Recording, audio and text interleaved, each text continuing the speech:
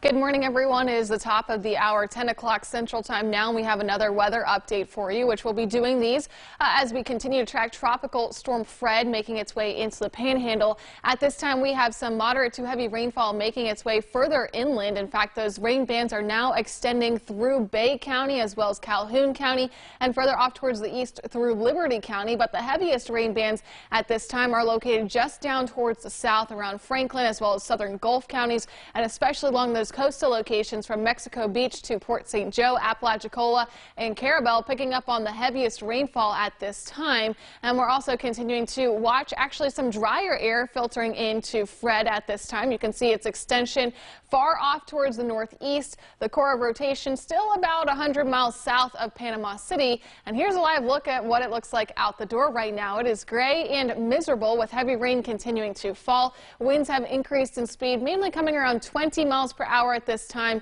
and you can see it by our camera just shaking there as we take a live look towards the Gulf of Mexico from Panama City. While we have wind speeds up to around 20 miles per hour in Bluntstown as well as Tallahassee, our strongest wind speeds are actually coming around Apalachicola. I think that rating may be a little bit old. They're around 20 to 30 miles per hour in southern Gulf County as well as Franklin and Liberty counties, where we are seeing those wind gusts closer to 30 miles per hour. In fact, wind gusts in Panama City with those rain bands are now up to around 26 miles per hour as well. And you can expect this map to look a lot different by the afternoon as Fred continues to impact many locations here in the Panhandle.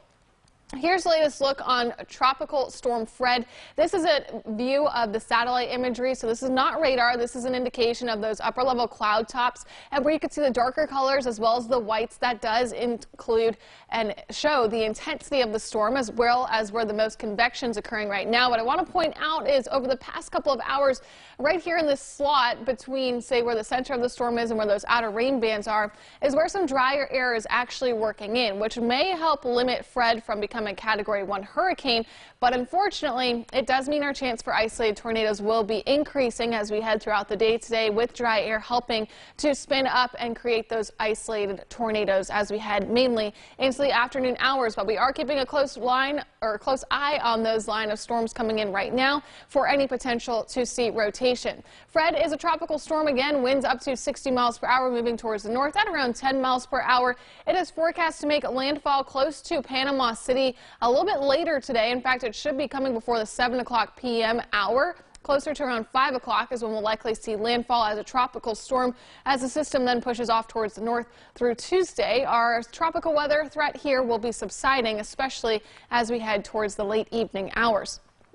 Our FUTURECAST is indicating where those tropical rain bands are. It's doing a pretty good job at pinpointing where the heaviest of rain is right now, and that's in southeastern Bay, Gulf, Franklin, Liberty, as well as Calhoun counties. That widespread rainfall is going to be extending further off towards the north and west through much of the afternoon. Closer to lunchtime, we'll have some of the intenser rain bands coming in, producing not only very heavy rainfall, but obviously some stronger wind gusts. And also anywhere within these tropical rain bands, our threat for isolated tornadoes does exist. But it looks like the system will be pushing north a little bit quicker than forecast. By around 9 o'clock this evening, our chance for severe weather may actually be coming to an end. At least the tornado threat as it shifts a little bit further off towards the east into southwest Georgia as well as southeastern Alabama. Meanwhile, overnight tonight through tomorrow morning, our winds will eventually start to decrease, and in the meantime, our rain chances will be limited as well. So to wrap it up for you again, the wind and rain continue to be our main concern today, with wind gusts up to around 65 to 70 miles per hour. Rainfall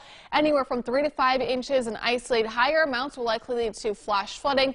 And the threat for isolated tornadoes does also exist, along with a threat for storm surge. Now, the storm surge threat is not very high, but it is still in the forecast, 1 to 3 feet around the Emerald Coast, 3 to 5 feet along the Forgotten Coast. And of course, those beaches and the water are sure things to stay away from today. You will want to avoid travel if you can, because it is going to be very wet and messy, and those winds will be blowing as well as the potential to see flash flooding. Of course, we'll have more updates here on News 13 throughout the day today, and stick around. We'll have another live update coming up at the top of the 11 o'clock hour.